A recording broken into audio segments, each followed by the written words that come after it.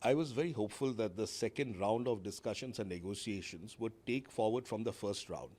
But Iran not participating in the second round does not augur well for the resolution of the West Asia conflict.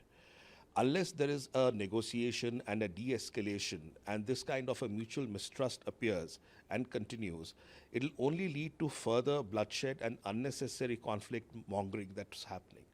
I truly hope that US can reach out to Iran, have a conversation and find out that what are the areas where they have a stiff resistance to, find solutions for that and bring them back to the negotiating table.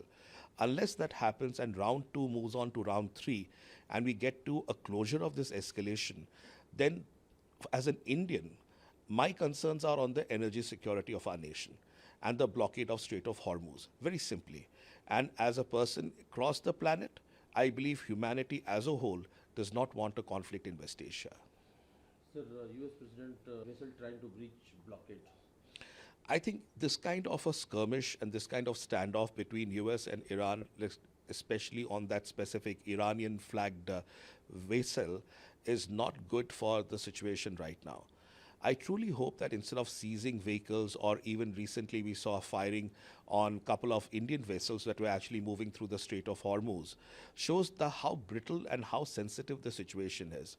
So instead of probably seizing each other's vehicles and vessels in this international waters, rather to find an SOP, a standard operating procedure, by which if the ships are moving, then under what clearances, and therefore they should have a right of way on the maritime zones. I think that is something that has to be clearly laid out by both the parties. Otherwise, we are risking the people on board as well. Sir, Iran accused the US after the vessel seizure and calling it armed piracy. You see, both sides have been trading accusations. Just like you talked about Iran actually talking about this as a major, aggravated assault on their ship. Similarly, US has been saying that the blockade by Iran on the Strait of Hormuz is also against international laws and against international understanding.